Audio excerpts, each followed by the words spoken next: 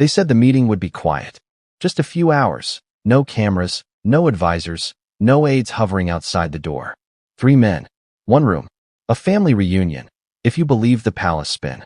A private reconciliation attempt, according to the whispers. But behind the gilded doors of Clarence House that night, something entirely different unfolded. Before we continue, please hit the like button, subscribe to the channel, and turn on the notification bell for updates. A confrontation decades in the making. Now imagine this.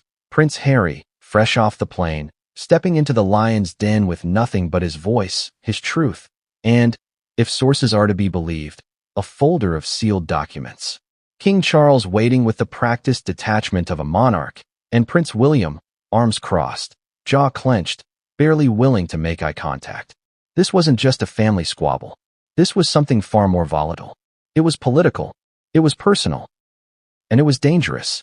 What began as a quiet attempt to de-escalate tensions erupted into a verbal brawl so intense, so raw, that even those accustomed to palace drama were left stunned. Raised voices, accusations, even threats. And somewhere, just beyond that locked door, someone was listening. We're going to take you inside that room. Because what happened during that so-called secret reunion didn't stay secret for long. And it's not just a story about 3 royals. It's a story about power. About inheritance. About revenge and regret. And about the invisible machinery that holds, or fractures, the most famous family in the world. But let's start with the obvious question. Why now? Why would Prince Harry, who has spent the last 3 years tearing away from the institution that raised him, come back, again, only to step straight into another storm? You've seen the headlines. Prince Harry sues the Daily Mail. Duke of Sussex returns to court. But those are just the surface-level ripples. The real story is buried under layers of silence, strategy, and family dysfunction. Harry's legal battle isn't just about the press. And the reunion? That wasn't just about mending fences. No, it was about leverage. Let's back up a second. When Harry arrived in London this past week, the tabloids snapped into their usual frenzy. Paparazzi, royal trackers, every gesture analyzed. Was he smiling? Was he guarded? Did Meghan come with him? She didn't. Was he escorted by security paid by the taxpayer? Not quite, and that detail matters more than it seems. But most missed the subtext. His arrival wasn't coordinated with the palace. It wasn't even officially acknowledged by King Charles. In fact, multiple royal watchers noted a sudden gap in the king's schedule on the very day Harry touched down. Publicly, it was explained away as a private engagement. But the truth is, the king cleared the deck. Not for a press conference. Not for a celebration. For a confrontation. Because Harry wasn't just returning to London for his lawsuit against Associated Newspapers, the publisher of the Daily Mail and Mail on Sunday, which he accuses of illegal data theft. He was also coming for something else. Closure? Perhaps. But insiders say it looked more like detonation. This wasn't Harry with open hands. This was Harry with a war chest. And what few realize is that his legal team, behind closed doors, has been quietly collecting testimony, recordings, and archival documents that point not just to the tabloids, but to collusion. Alleged backdoor arrangements between palace officials and media barons. Deals that may have benefited certain senior royals at the expense of others. So again, why now? Because the courtroom is the only place left where Harry feels heard. But this time, he wanted his father and brother to hear him too. Face to face, before everything comes out in legal filings. And that's exactly what happened behind the sealed doors of Clarence House. Not a soft reunion. A reckoning. Now here's where the story takes a strange turn. The palace, usually swift to quash rumors, has remained curiously silent on the subject of this meeting. No statements. No denials. Just silence. And that silence has been filled by a growing number of leaks, each more startling than the last. One royal staffer, speaking anonymously, claimed they heard shouting from the corridor. Another said the household was warned. Do not come near the East Wing after 8 p.m. And one aide, reportedly placed near the private quarters to intercept media leaks, was overheard muttering just one sentence the next morning. That wasn't a conversation. That was a knife fight. What was said in that room? Who raised their voice first? Who brought up Diana? Who, if anyone, stormed out? There's one version of the story the palace wants you to believe. that it was a respectful, if difficult, reunion. But another version, emerging from a mix of leaked security memos, insider accounts, and unsettling timing, paints a far darker picture. A fight that didn't just reopen old wounds, but carved new ones. A confrontation that may shape the monarchy's future in ways no one expected. And here's the part that makes it even more complicated. While all this was happening, Harry was scheduled to appear back in the High Court. The press framed it as just another day in the trial. But what they didn't catch, what most didn't even think to question, was this. Why did Harry delay his arrival that morning? Why was his team visibly shaken during the preliminary hearing? And why did someone in the courtroom gallery, an unrecognized face wearing a Windsor Castle pass, leave just 5 minutes into proceedings? That's the kind of detail we don't ignore. Because once you start connecting the dots, the bigger picture emerges. And it's disturbing. This legal case? It might be the tip of the iceberg. The real drama is unfolding behind closed doors, in meetings no one was supposed to know about. And that brings us back to Clarence House. To the moment when King Charles, William, and Harry, three of the most powerful and emotionally entangled men in the UK, stood eye to eye. Not as monarch, heir, and spare, but as father, son, and brother, stripped bare. We've spoken to sources close to the royal households, former staffers who worked under both William and Harry, and journalists who've been tracking this story since before Meghan ever entered the picture. Their stories align in subtle but damning ways. And they suggest this fight wasn't about the tabloids. It was about trust. It was about betrayal. And, perhaps most unsettling of all, it was about who's left standing when the crown eventually slips. In the next chapter, we'll follow Harry's movements from Heathrow to the High Court, the car that took a detour, the message relayed through a third party, the preparations made inside Clarence House that afternoon. But before we go there, consider this. What could make a monarch cancel his royal briefings? What could make a future king grit his teeth and agree to see the brother he now barely speaks to? And what could make Prince Harry, burned by the institution, shunned by parts of the public, and already knee-deep in a legal war, risk stepping into the one place more dangerous than the courtroom? His father's house, his brother's gaze, and his own family's silence. Because what came next would change everything, and no one saw it coming. They didn't know he was already watching. That's the part that still doesn't sit right with people close to the situation. The ones who've seen Harry in war rooms, not Windsor halls. The ones who know the difference between a prince on a family visit and a man preparing for battle. Because when Prince Harry stepped off that plane, alone, hood up, no ceremony, just a tight-lipped driver waiting at Terminal 3, he wasn't just back in the UK. He was circling the target. The media painted it as procedural. Harry returns to attend legal proceedings. That's a comfortable angle, a digestible one. But if you read between the lines, really read them, what you find is a pattern. A trail. And that trail didn't begin with the lawsuit. It began the night he watched his mother's face light up on television, hours before she died in a Paris tunnel, chased by flashbulbs. Ask yourself, when does a lawsuit stop being about justice and start becoming a weapon? That's what makes this return so unsettling. Because Harry didn't come back as the wide-eyed boy who once walked behind his mother's coffin. And he didn't come back as the California prince, smiling behind sunglasses at polo games. He came back different. Detached. Methodical. Calculated. But not cold. Not exactly. Let's rewind just slightly. Just before the High Court appearances. Just before Clarence House. January. Private communications between Harry's legal team and two independent UK-based investigative units. Not confirmed publicly, but corroborated by former journalists who now work in what they refer to as truth for hire consulting. Their task? Connect 3 decades of media surveillance activity with any traceable palace influence. Why? Because if what Harry suspects is true, if members of the royal household collaborated with the tabloids to feed him and Meghan to the wolves, then this lawsuit isn't just about compensation. It's about exposure. And it's about revenge. So, when he boarded that flight, there wasn't a camera crew. There wasn't a greeting party. Just a message delivered through encrypted channels to a discreet firm operating out of a townhouse in Belgravia. Touchdown confirmed. 3 hours. He went to a hotel, not a royal residence. Checked in under a different name. Security on a 3-rotation schedule. Minimal external contact. Meals delivered with handwritten slips, never electronically tracked. Why so careful? Because he was waiting to see if the palace would blink first. They didn't. No welcome call. No invitation. No olive branch from Charles or William. Only silence. But what Harry knew, and what the palace perhaps underestimated, was that silence can be far more incriminating than denial, especially when you're the one holding the receipts. By Monday morning, Harry entered the High Court with a composure that caught even longtime court reporters off guard. No entourage.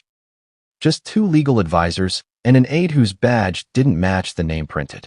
And then something strange happened. Before he entered the building, Harry paused, looked back at the street, tilted his head slightly, and smiled. Now that, whatever it meant, didn't go unnoticed. Because someone was watching. And not just press.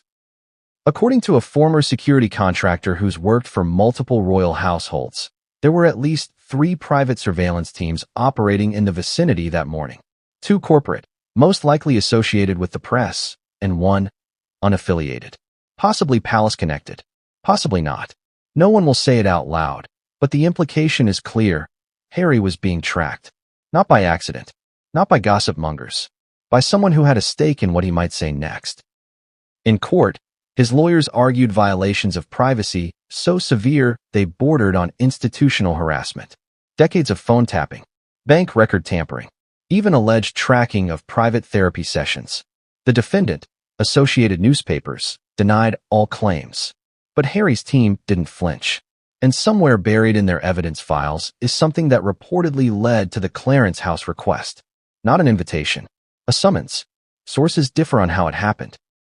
Some say King Charles personally asked for the meeting, urged on by a senior advisor who feared optical escalation.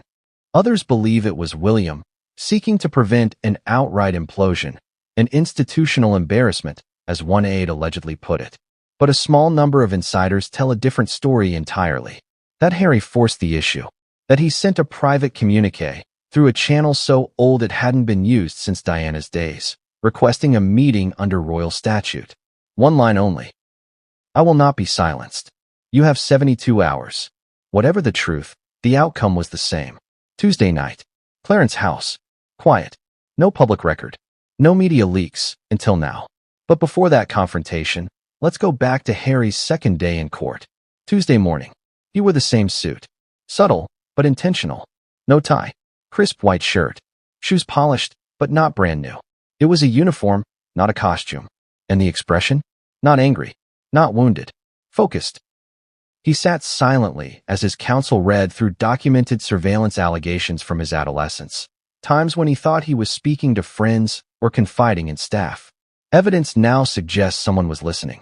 Always. When the judge called for recess, Harry didn't head for the press corridor. He slipped out a different exit, led by a court liaison.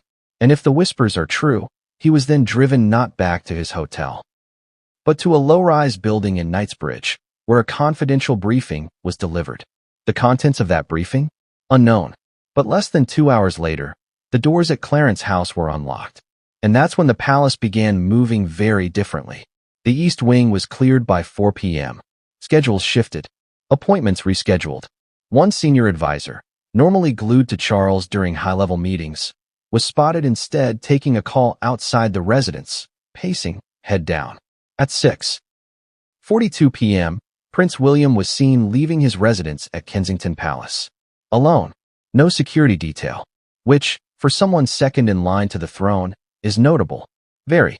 His route was untracked for nearly 40 minutes. At 7:21 p.m., his vehicle was photographed pulling into a discreet side entrance at Clarence House. 3 minutes later, Harry's vehicle arrived. Then silence. No comings or goings for nearly 2 hours. No statements. No leaks. But what we've now learned from multiple overlapping sources, none of whom knew each other, by the way, is that the energy inside that room was anything but silent. You could almost feel it from the walls. 3 men, 1 room, 1,000 unsaid things, and a lifetime of damage between them. Because here's what we forget when we talk about the royals as figures or symbols. They're also human, and nothing is more fragile than a family pretending they're still whole. But this wasn't reconciliation. This wasn't a therapy session. This was controlled combustion. According to one former household staffer, a driver assigned to the grounds that night heard what he later described as verbal chaos. Shouting. Not raised voices, shouting. And what's more, a second insider claimed that halfway through the meeting, a fourth person, an aide to the king, was summoned, then immediately dismissed. No explanation. Which begs the question, what happened in that room? What triggered the eruption? What was said that forced William to raise his voice, something he's known to avoid, especially in front of his father? What was in the envelope Harry allegedly placed on the table? And why, when the meeting ended just after 9 p.m., did King Charles order his evening briefings canceled? We have part of the answer. We have part of the scene. But what comes next? What was said? What was threatened? What was revealed? That's where everything begins to unravel. And not everyone would walk out of that room with the same understanding of what had just happened, because only one of them had planned the moment down to the minute. Only one of them had rehearsed what he'd say if they turned on him. And only one of them had the courage, or the rage, to bring Diana's name into the room. That's where we go next. Because when Prince Harry looked his father in the eye and said her name aloud, the room cracked wide open. Why would a palace that prides itself on control suddenly lose it? That's the question people close to the monarchy keep circling back to. Because whatever you believe about Harry, whatever side you're on, one thing is undeniable. The palace does not react unless it has to. Silence is its first weapon. Distance is its second. Panic is almost never on the menu. And yet, on the afternoon of that meeting, the panic switch was flipped. Not publicly, not in a way you'd catch on the evening news. But internally, quietly, unmistakably, the gears started grinding in a way that hadn't been heard since the days after Diana's death. It started small, almost invisible. A meeting removed from the king's diary. Not postponed, removed. A private engagement inserted in its place. Then another. Then a phone call to an aide who hadn't been summoned on short notice in years. By lunchtime, senior staff were already whispering to each other in clipped sentences, the kind that end abruptly when someone walks past. Something was wrong. And the people who sensed it first weren't the politicians or the courtiers. It was the operational staff. The ones who deal with logistics, not optics. Because when those people start receiving contradictory instructions, when access protocols shift without explanation, it usually means someone upstairs is nervous. Very nervous. Here's what changed. Security clearance at Clarence House was quietly elevated to a level usually reserved for foreign heads of state. Not officially. No memo. Just a verbal instruction passed down the chain. Fewer people, tighter zones, no exceptions. One long-serving staffer later described it as the house holding its breath. Why would a meeting between a father and his two sons require that level of lockdown? Unless the palace feared what might come out of it. By mid-afternoon, aides from two separate royal offices were attempting to confirm the same thing. Who initiated the meeting? And they weren't getting the same answer. One office believed the king had requested it, hoping to contain damage from Harry's court appearance.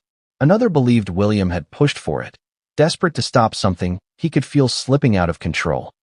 A third quietly suspected Harry himself had engineered the entire encounter, forcing their hand by timing his legal disclosures just right. No one could agree. That confusion alone was enough to raise alarms. Because the palace runs on hierarchy and clarity. When neither exists, the instinct is to clamp down. And clamp down they did. Phones were restricted. Internal emails slowed. One aide described it as everything going analog again, as if the palace had collectively decided that digital footprints were suddenly too dangerous. Ask yourself this. What kind of conversation makes an institution that old revert to its most paranoid instincts? By 3:30 p.m., a senior advisor, someone who had survived the Queen's final years, Brexit, and multiple scandals without blinking, was reportedly overheard saying, "This cannot leak." Not "this should not leak." Cannot. That distinction matters, because it suggests the palace already knew something volatile was going to be said, or revealed, or demanded. And if that's true, then the meeting wasn't about reconciliation at all. It was about containment. Now, here's where the timeline gets interesting. Just hours before the meeting, Harry's legal team submitted an additional sealed document to the High Court. Not entered into the public record. Not discussed in open session. But logged. Time-stamped. A procedural move that most journalists ignored.